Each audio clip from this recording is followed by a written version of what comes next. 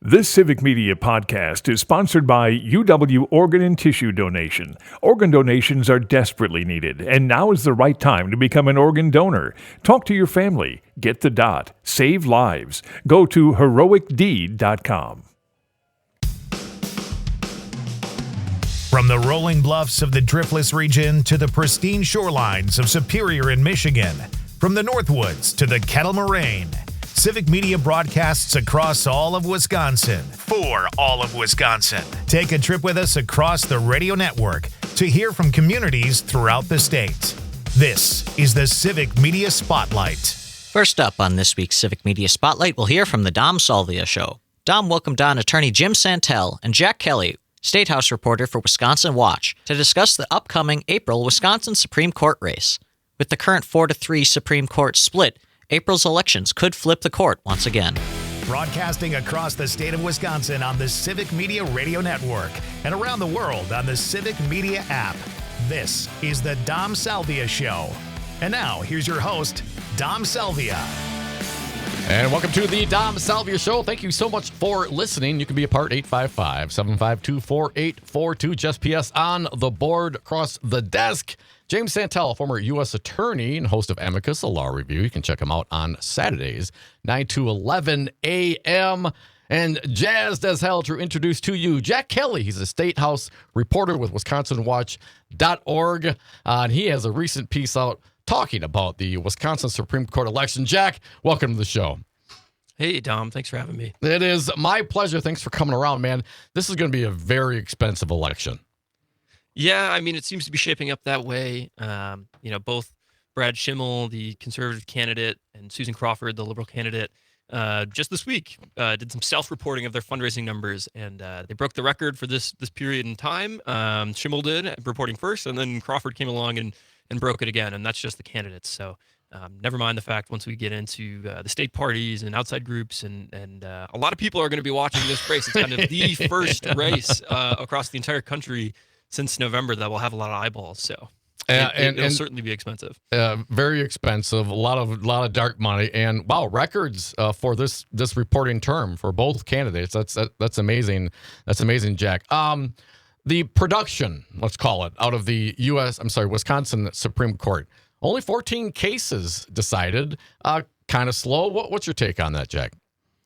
I think it is interesting and it is unique. If you compare the court's most recent term, the kind of 23-24 term, if you will, to prior terms. Yeah, only 14 cases, though they were certainly some high-profile cases. So I think if you were to ask folks familiar or the justices themselves, they might say, yeah, okay, maybe on paper it looks like we didn't do that much, but actually we took on some of these massive cases that can be quite time-consuming and involve a lot of fact-finding to some degree, which the Supreme Court, as Jim could tell you, is not equipped to do necessarily in the way that a trial court is. Yeah. And so it can certainly contribute to that. But yeah, no, it's certainly an outlier. I mean, typically the state Supreme Court takes and disposes of, that's the technical term, settles 50, 60 cases in a term. Wow. That's been kind of the 20th century average. Of course, things change. For a long time, Wisconsin did not have a court of appeals. So if you lost in circuit court, your only recourse was to appeal to the state Supreme Court. So, of course, they were hearing a lot more cases in those years back in the day. But, 14 was certainly a low output by any measure when you compare it to prior years. And I think this statistic kind of goes along with the former conservative Wisconsin Supreme Courts. Of those 14 cases, only 4 of them were settled along 4-3 ideological lines. And in my understanding, based on the history of the previous conservative courts, that's not uncommon. Most cases are solved, if not unanimously, certainly with large majorities. Is the court as biased, maybe that's the wrong term, as political or ideologically split as some people think? I mean, one would think that perhaps all 14 of those cases would have been across ideological lines. That is a really interesting question. I'm certain that depending on who you ask, you would get different answers. Right. I will say that when you look at the 4-3 cases, they were ones that you might expect to be settled along 4-3 along ideological lines. 4 liberal justices in the majority, the 3 current conservative justices in the minority. It was the redistricting case, of course, which Democrats were eager to bring once Justice Janet Protasiewicz was sworn in Obviously, there had been a really long, drawn-out saga of redistricting litigation after the 2020 census. It was, honestly, it is a little bit unusual for it to come up again so soon.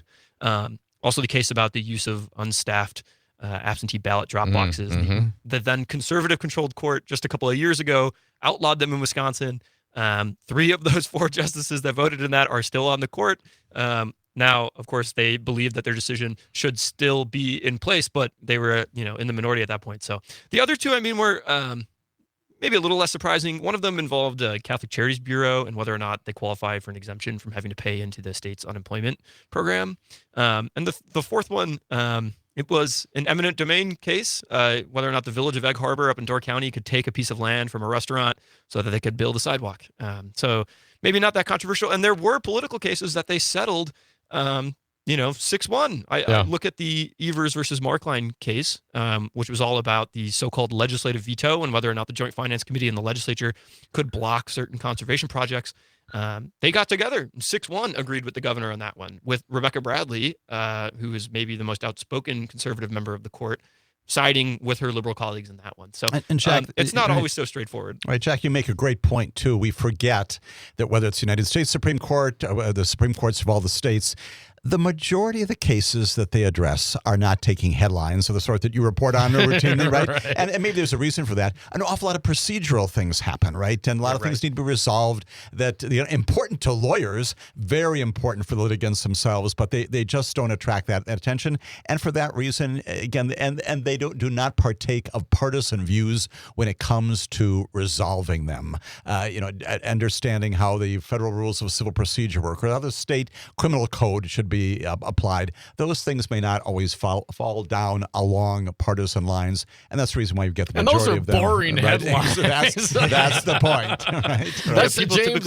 That's James Santelle. They're not interested in those cases typically. Right. That's James Santelle, former U.S. attorney. We're joining Jack Kelly. He's a statehouse reporter with WisconsinWatch.org. One of my go-to places to check out local news here, folks. I suggest you do so as well. WisconsinWatch.org. Okay, Jack. Let's do the what ifs. Right, so we have 2 candidates. One's a conservative, one's a liberal. Let's go down that road. If Susan Crawford, the quote unquote liberal candidate, wins, what happens then?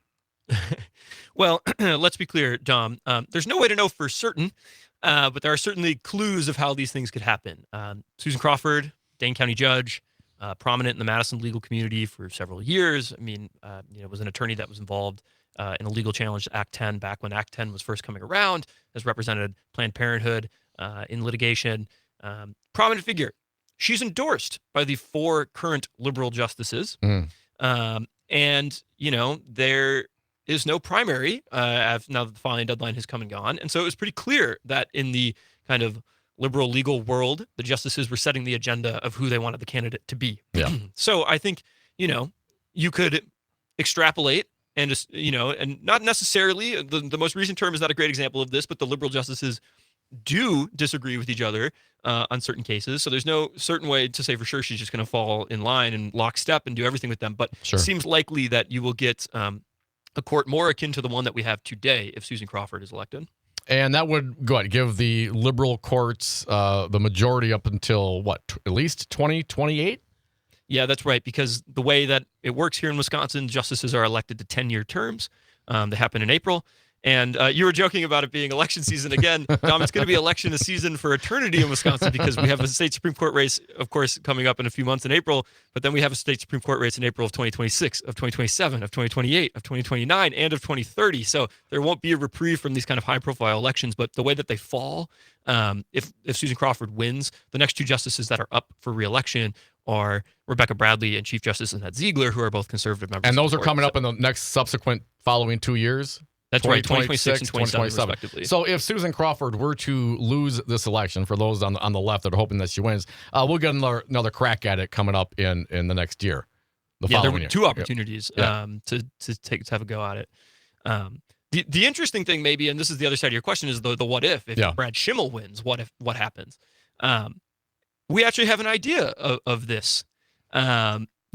We would go back to a court of kind of the 2020 to 2023 era where Justice Brian Hagedorn, who's kind of the quieter, less kind of more unassuming member of the court, doesn't quite get into it with his colleagues in the way that some of the other justices do, would have a lot of influence during that 3-year period. Yeah. He was the decision maker. There were 61 cases, I believe, settled 4-3 along or 4-3. He was in the majority, the 4 justice majority, in 50 of those 61 cases. He is the person that really is the deciding vote when it comes to things. So, we have an idea of where both things are going to be, kind of keep the liberal court as is, and also, kind of re-empower Brian Hagedorn to have a lot of influence up at the Capitol building. Jack Kelly, statehouse reporter at WisconsinWatch.org, has a piece out today, yesterday. You also mentioned political discord empowers the court. What do you mean by that, Jack? Well, this is not my idea, and it's maybe not a new idea, and I'm sure Jim will be able to point to many examples of this. But the idea that right now, the more traditionally political branches of government in Wisconsin, the legislature and the governor, don't see eye to eye very often. Of course, they do reach compromise, and they work things out. But oftentimes they don't. Oftentimes they're suing each other, and oftentimes they're landing at court, because when those two branches can't work together, somebody has to answer the question. Typically, it becomes the court. And so, I was talking to a law professor at Marquette, a guy named Chad Oldfather, super knowledgeable, and he described it in the piece. I believe I mentioned it. He said something along the lines of, in America, all questions tend to become legal questions, and in the current political environment that we are in, it seems to be happening more often. Everything eventually goes to the law. We look more and more to the judges. Frankly, Jack, I suspect your piece kind of supports this notion to decide policy, right? When you think about all the things that are in the courts these days, whether it's the circuit courts, the appellate courts here in Wisconsin, from the Supreme Court, federally, look at all of even something as simple as TikTok, right? Tomorrow, we're going to be hearing about that in the Supreme Court. Social media issues, healthcare issues, education. You mentioned, of course, the voting issues, Jack, all these kinds of things. We used to think that that's a legislative thing, right? And maybe the governor says yes or no, and we've got a fight between them. We are way beyond the time when these Supreme Court Chief Justice said, I just call balls and strikes. That's not the case anymore, right? We're addressing these big ticket policy issues on a regular basis. And Jack, it is happening. I mean, it's going to happen twice next week. We have 2 cases coming before the state Supreme Court, and they're very technical. To your point, it's about whether or not an agency needs to promulgate rules before it can enforce something or the other thing. But the reality is that it'll be boiled down to, can the executive branch do policymaking? And in the other case, it's, can the state DNR enforce the spill law if somebody, if there's PFAS contamination on a business's property, et cetera. So there's real world consequences for these very technical questions. Yes, they are. Jack Kelly, Statehouse reporter, WisconsinWatch.org. Jack, thank you so much for coming around. Please do so again as news continues to break. Appreciate your time. Yeah, thanks for having me. Folks, this is the Dom Salvia Show. Come back 855-752-4842. The Dom Salvia Show is part of the Civic Media Radio Network and airs across the network weekdays from 4 till 6. To learn more about this show and all the Civic Media programming, check out the website at civicmedia.us/shows. You're listening to Civic Media. You can tune into any of our live shows on any radio station across the state with the Civic Media app. Find us in your phone's app store and listen anytime, anywhere. Next up on the Spotlight, we'll go to the John and Gordy Show. John and Gordy spoke with Pam Jahnke, the fabulous farm babe, this week about her attendance at the premiere of Green and Gold, the new movie shot in Wisconsin about the Green Bay Packers. The Green Bay Packers lead the way. A victory is our cry. We have the will to win. We have the finest men who take the charge to do or die. That's great stuff. Green Bay Packers lead the way. Packers. This is John and Gordy in the morning, 92.7 WMDX, and we're playing that because we have Pam Jahnke, the Midwest Farm Report. Yeah. And she's reporting on the Green and Gold, a new film that's out there. Good morning, Pam. Morning. It's not out there yet. It's going to be premiering or debuting, I should say, on January 31st in, I guess, theaters nationwide. Yeah. Oh, no kidding. Wow. And yeah, you mentioned off the air here that you saw just about 20 minutes of the film. You were at the premiere. Yeah, they had I'll be honest with you. Last time that I went to a red carpet event, it was when a company revealed a new herbicide. So That's great. Lambeau Field with a red carpet debuted, completely different situation all the way around. But they had invited in. It was really kind of a family reunion of sorts. So the producer-director of the Green and Gold movie, which is a story about a dairy farmer that is struggling to make ends meet and basically bets on the Packers to win the Super Bowl. This is set in the 90s. That's the focal point of Green and Gold.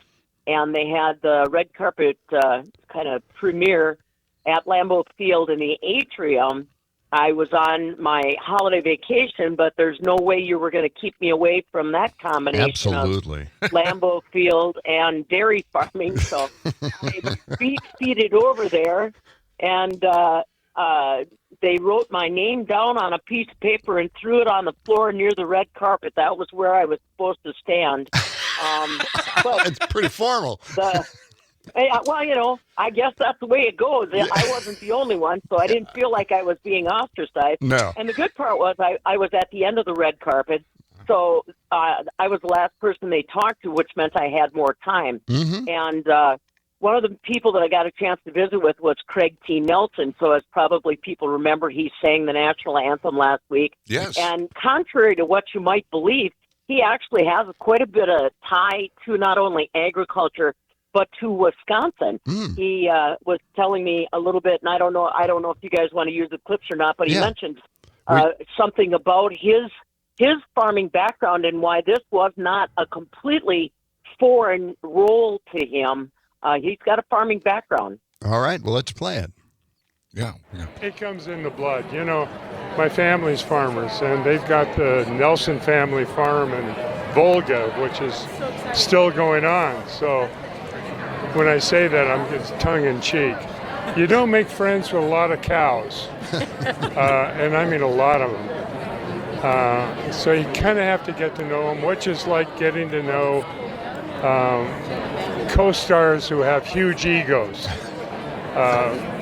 It was fun. I mean, I got a chance to meet a lot of wonderful people, and dairy farmers and cattle farmers and wheat farmers and people, that I guess the salt of the earth, really, for me, very funny people, very, sarcastic, witty. And then you've got the Packers fans who are totally insane and wonderful. So it's, it's like coming home, really. I mean, my great-grandparents lived in Etterick, Wisconsin, so in the west. So Sure. That's where they settled. Oh. And one of my best friends is from Eau Claire. And then one of my other best friends is from Baraboo. Oh, for the... Yeah, so we were pretty connected. So he knows Gordy here. No. Yeah, I'm from Baraboo. No. Spent a little time in Baraboo. Yeah, that's great. Yeah. Yeah. I thought it was a pretty cool connection, and he was very sincere. He's very tall, man. He must be over 6 foot, but very sincere about the story that he was telling.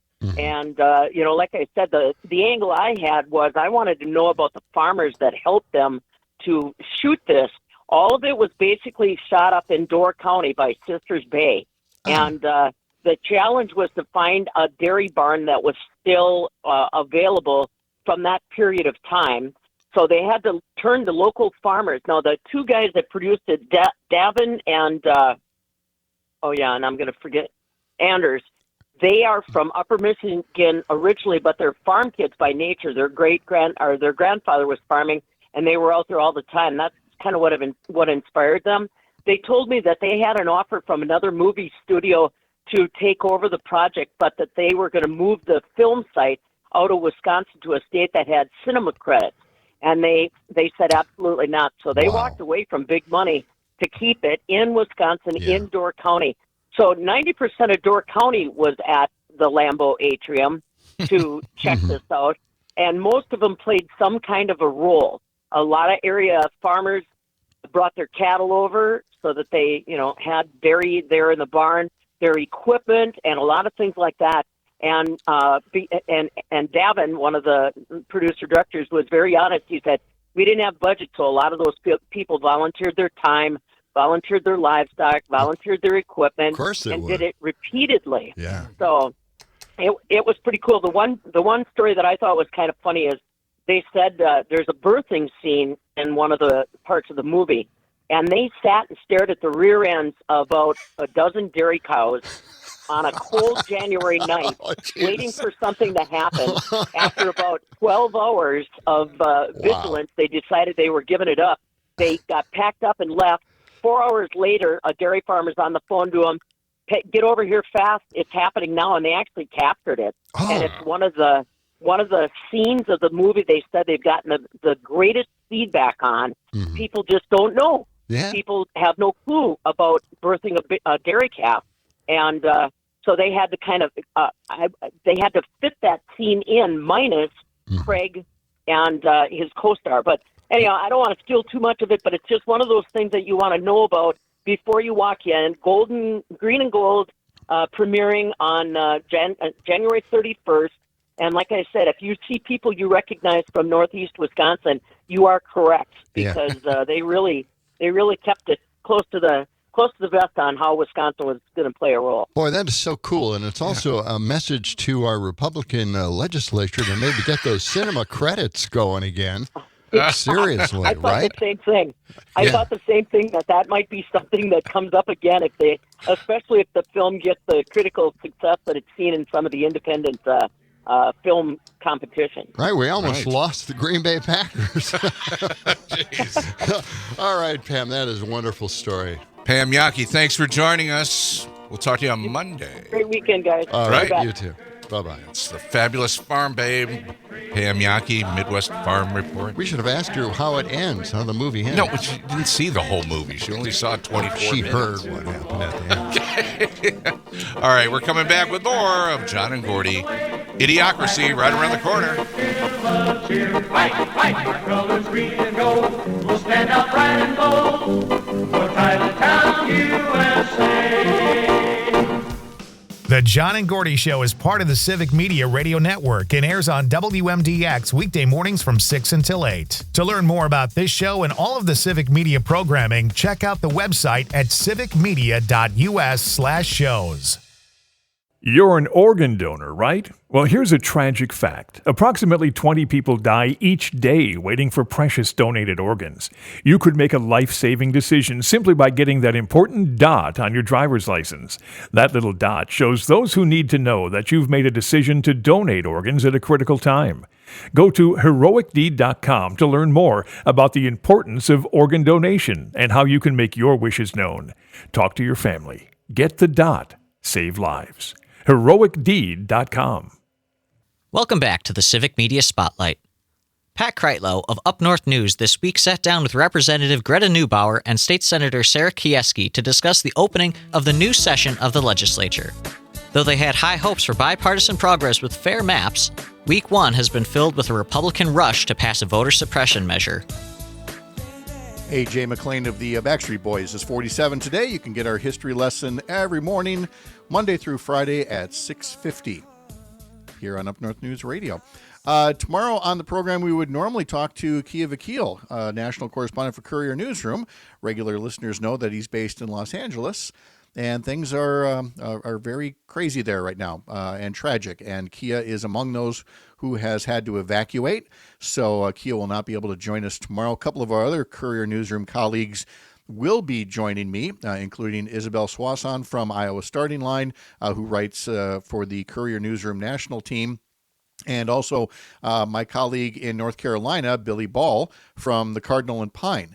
And we've talked briefly about this, but I'm going to ask Billy more about how the North Carolina Supreme Court election may be on the verge of getting hijacked by conservatives and a Trump-appointed judge who may be poised to throw out tens of thousands of legal votes on a technicality so that the conservative candidate could win a seat on the North Carolina Supreme Court. A real true case of election theft in the making, and we'll talk about that tomorrow morning at 6:30 here on Up North News Radio. But right now, I'm very thrilled to be joined by the Assembly Democratic leader, Greta Neubauer of the Racine area, and brand new state senator, Sarah Keyeski of Lodi. Ladies, good morning. Good morning. So nice to have both of you here. We're going to spend a lot of our Thursdays, we hope, talking to a pair of legislators, one from the Senate, one from the Assembly. It's my way of bridging the divide, not between Republican and Democrat, but between Senate and Assembly. Because as we know, and Greta, you've been in the legislature long enough to know that sometimes caucuses of the same party between the Assembly and the Senate could use a little bridging now and then, a little more togetherness, wouldn't you say? Oh, we're getting along great, Pat. It's day 4. We're ready to go. We're ready to go. How many times I got accused of having senitude by Assembly members? It's a word down there in the Capitol. Believe me. Watch out, Sarah. Watch out. Yep. That's right. Things to know. Sarah, congratulations on your win. It was fun talking to you a couple of times as a candidate. How are things so far this first week? Oh, well, thanks so much for having me on here. I'm so excited. I am over the moon. It's really hard to describe how exciting this is, how grateful I am to be here, how eager I am to get to work, and how proud I am to be representing my district. And Representative Neubauer, do you have a caucus that now has a majority of new members? Yes, we do. 23 new members, 22 continuing members. That's really something. Yeah. But that's got to be exciting in its own way for the veterans, as you would say, to see all of these new faces, all of this new blood. It's not that you don't miss the folks who aren't there anymore, but this has got to be kind of a rush for you. Yeah, that's exactly right. I mean, we, of course, had some great folks who chose to retire this year, went on to run for other things. And we have 23 new people who are so excited to be in the legislature. They worked really hard in primaries, in tough purple districts, in many cases, to get here. They come from all parts of the state. They have diverse professional, personal backgrounds, bring great experience, and we're just thrilled to have them joining, especially in a new era where the margins have tightened, right, between Democrats and Republicans in the Assembly and Senate, and we're really hoping for a shift in the way things work in the Capitol. Well, that would sure be nice, but that was certainly not the rhetoric that we heard from Speaker Robin Vos and from Senate Republican leader Devin LeMahieu, whose opening speeches were extremely partisan in my view, but I think they're trying to help unify a smaller Republican majority. But as I understand correctly, Leader Neubauer, even though the Republicans no longer have near supermajorities in the Assembly and in the Senate, am I hearing right that they're trying to basically give themselves supermajorities on committees? Yes, so they removed a number of committee positions for Assembly Democrats going into this year. That was, of course, extremely disappointing because we picked up 10 seats and somehow have less spots on most of the important committees going into this year. Speaker Vos would like things to stay the same. He's enjoyed the power that he's had under the gerrymander, and I think he is going to continue to act like he has 2/3 almost of the chamber until he can't. And I do think that his members are going to start pushing back if they refuse to take up popular policy and if they keep acting like they don't need to listen to voters from both sides of the aisle. Right. And that no doubt led to what the governor proposed at the start of the week with citizen initiative and referendum for constitutional amendments. And we may get back to that in this segment. But Senator Keyeski, let me ask you a bit about your own goals, priorities, expectations. Now that, the rush of the inauguration is past, what is it that you'd like to get down to work and do? Well, I'll say that after working so hard to get elected, it has been a gap of time, these 2 months, where I've just been so eager to get in and to get to work. And so I couldn't be more excited to have our first session day yesterday. And I will continue to advocate for the things that have been my priorities along the campaign trail including K-12, public education, our rural communities, and of course, mental health, because I'm a mental health provider, and that's been a primary focus of mine for my whole adult life. I've been honored to be put on the committees for mental health, substance abuse, and families, for agriculture, and for education. And so my goal is to be a really active member on each of those committees, to learn all I can, and to be a voice of hopefully some compromise, some change, and some advocacy for things that we really need to see happen and that we heard at each of the doors. Oftentimes, one of these issues was commonplace when I worked all across the district. I was going to say, it wasn't just, if you weren't hearing about a specific issue, you were hearing the specific message of working together better, I'm sure.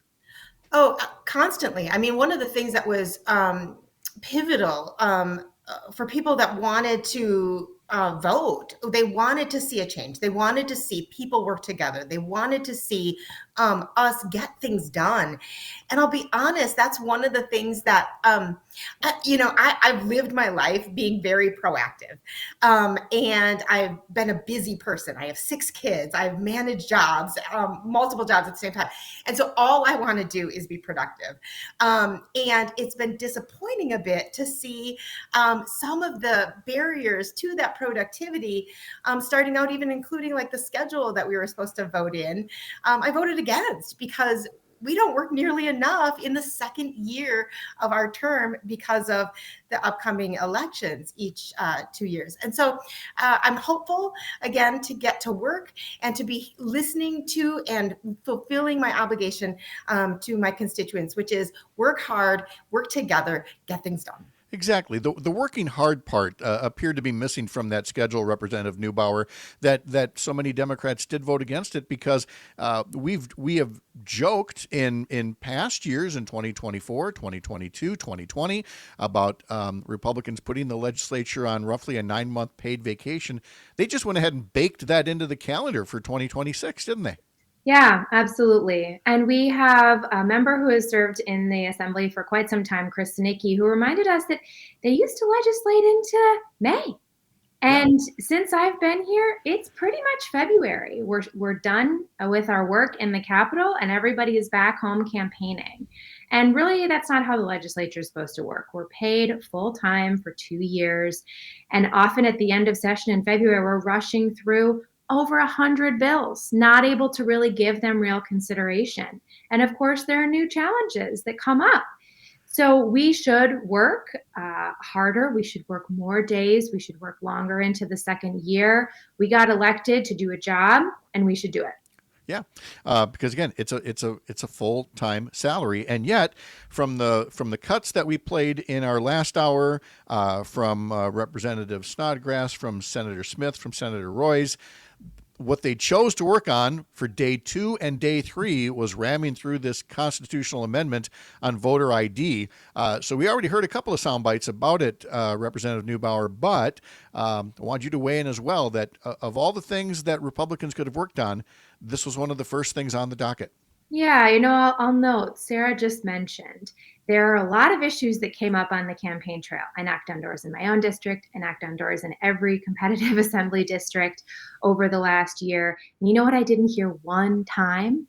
I want you to take that state law on voter ID and put that into the Wisconsin Constitution. I heard about addressing costs for working families, about education, the environment, supporting our kids and our elderly folks, right? There are a lot of important issues that the people of Wisconsin have asked us to address. This is just not one of them.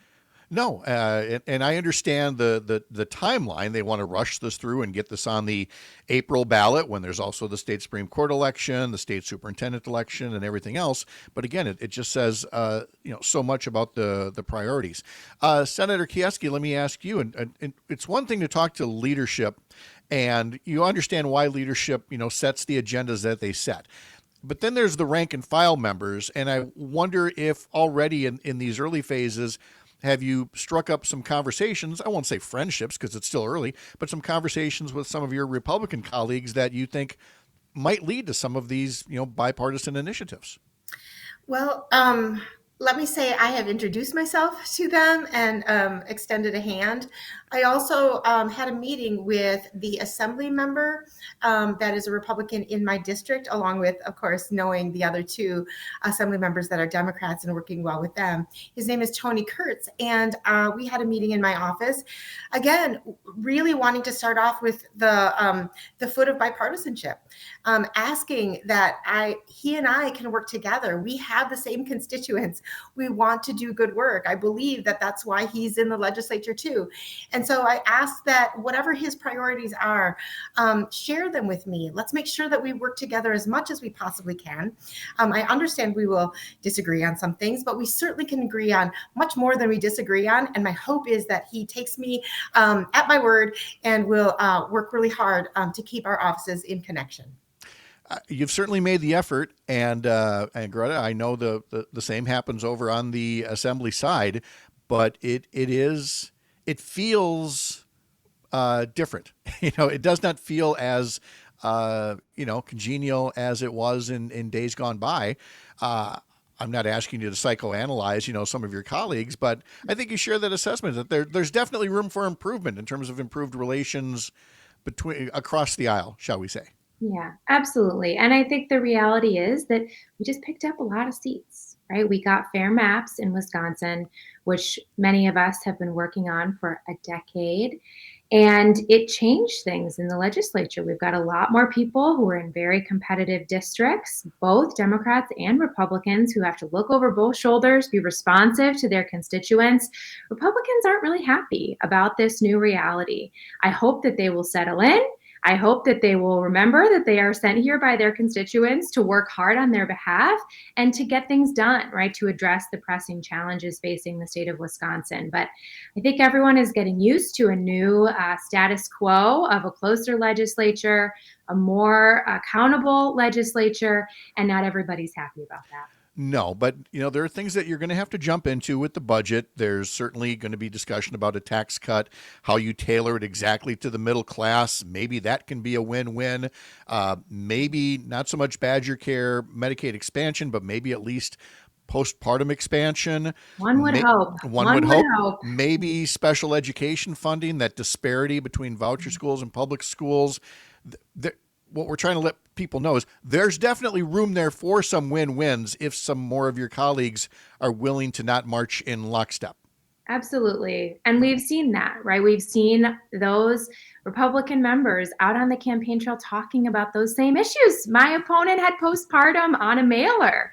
So I hope that those members will push back against their leadership and will make clear that their constituents want them to pass popular policy that will improve their lives. Well, keep the welcome mat out for them, that they're always welcome to talk with you and potentially vote with you on things that, again, the vast majority of Wisconsinites want. Democratic leader Greta Neubauer from the Assembly, new state Senator Sarah Keyeski. Thank you both so much. Great to talk to you. Take care now. Thank you. All right. Up North News Radio with Pat Kreitlow is affiliated with the Civic Media Radio Network and airs on select Civic Media stations weekday mornings from 6 until 8. To learn more about this show and all of the Civic Media programming, check out the website at civicmedia.us/shows. You're listening to Civic Media. Find the latest news, information, and archives of all your favorite shows on the Civic Media website, civicmedia.us. Wrapping up Hour 1 of the Civic Media Spotlight, it's time to have a little fun.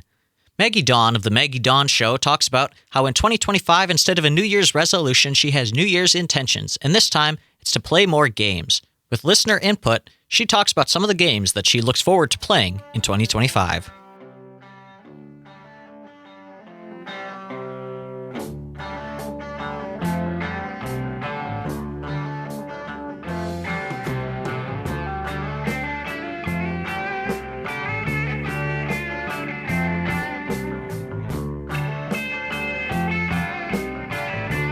Welcome, everybody. You're listening to the Civic Media Radio Network. My name is Maggie Dawn. I'm coming to you from 5:40 a.m. WAUK all across southeastern Wisconsin. But don't worry, you can catch me anywhere if you've got the Civic Media app and all across the family of stations that are the Civic Media Talk Radio Network, joined by my producer, Gordy, and each and every one of you. Today, we're taking a little bit of a breather from some of the heavier political content of the day by talking about your resolutions, your intentions for the year. One of mine is to play more. Here they all are. This is my list of sort of generic intentions. I want to move more. I want to connect with people more. I want to make sure I'm giving myself plenty of time for creativity and just thinking about stuff. And I want to rest better, sleep better, rest better. And today we're talking about one of my intentions, which is to play more. I'm a huge board game nerd. So we're talking about board games today. Got lots of great feedback on the text lines. A new texter from 715. Hello, friend, and welcome to the Maggie Dawn Show. Texting in the Danger Noodle is a great game. Texter, tell me more. They're texting in from WFHR. I'm going to check that out. Maybe give it a little Google after we're off the air here. I'm always buying board games. Doesn't matter if it looks good. I'll pick that puppy up, add it to the ever-growing, ridiculously large collection of board games that I have. Let's see. My good friend Luke, my colleague here at Civic Media, saying he also loves him some board games, but nothing beats a good game of cribbage. Could not agree with you more, my friend. I spent many, perhaps an embarrassing number of hours when I was in law school at Madison, sitting in Paul's Club, the old Paul's Club before it moved, in that front table, if you've ever been there, Paul's Club right on State Street. It's a little, I call it, it's got like a cozy, very intimate feel in Paul's Club. I love taverns and bars like that.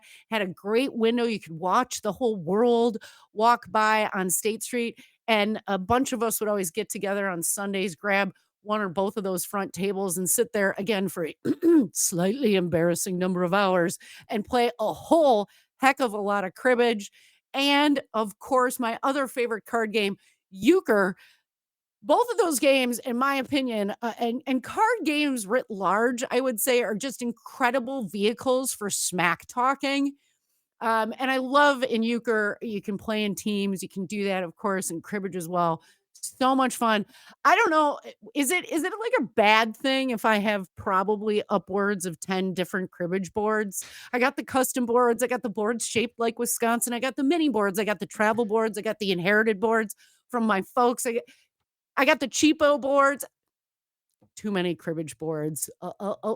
Again, a little embarrassing. I don't know. You tell me. 855-75-CIVIC, 855-752-4842. What's your favorite kind of play, especially board game play? I want to hear from you. 855-75-CIVIC, 855-752-4842. Sherry from Horicon asking me if Pandemic, one of my favorite games, can be played with two people. Yes, Sherry, it can. It's a lot of fun with two people. It's challenging with two people. I'll just say that Sherry loves her some Yahtzee and chess and backgammon. I just gave the old backgammon a shout out not too long ago. Let's see what else we've got. Gary from Madison saying his favorite card game is strip poker. Well, Gary, you'll be doing that one without my participation. I do think I did it like once or twice in college. A few too many cocktails, you get a little frisky. Yeah, not anymore, y'all. Texter from 563 listening to WAUK. Hello, friend. Says Santa brought her granddaughter the board game Operation. Everybody loves a little Operation, right? Her parents being both physicians, and they are all excited to play. Brian from Green Bay. Great board game is Winish or Yiddish, YINSH. Never heard of it. Part of the JIP series. I love this. I'm learning all kinds of board game stuff today. Thanks, Brian. I will check that out. Michael from Tosa saying, hey, Maggie, have you ever played Splendor, a jewelry collecting card dealing game?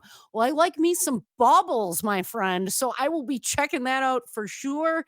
He says it's very easy to play and a great strategy game. Those are my favorite kind.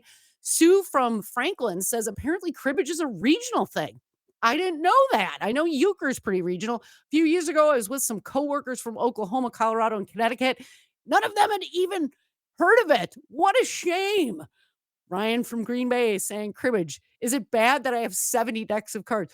No, Brian, note that I didn't even tell you how many decks of cards I have because I have decks of cards from Vegas. I have decks of cards from casinos in the state of Wisconsin. I have decks of cards that are specialty decks of cards. I buy decks of cards when I travel. Are you getting it? Yeah. Big, huge game nerd. You can never have enough decks of cards.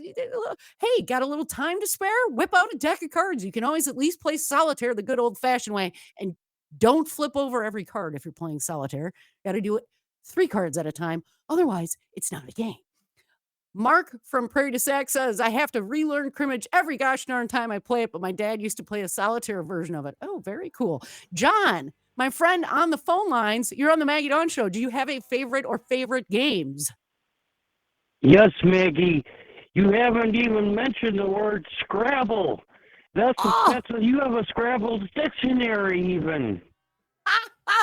John, I love Scrabble. Do you have a favorite Scrabble word, my friend? No, I was never good at it, but my girlfriend had a Scrabble dictionary. It's a wonderful game because I always happen to learn at least one new word when I play Scrabble. John, thanks so much for calling and listening, my friend. I'm going to do a little summary when we come back after the bottom of the hour. Pam Jahnke's got your farm update.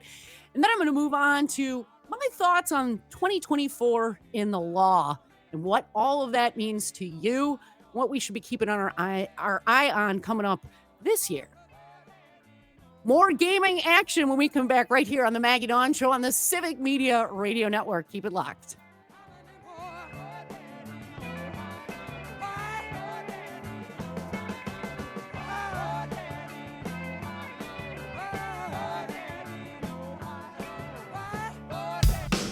The Maggie Dawn Show is part of the Civic Media Radio Network and airs across the network weekday afternoons from 2 until 4. To learn more about this show and all of Civic Media's programming, check out the website at civicmedia.us/shows.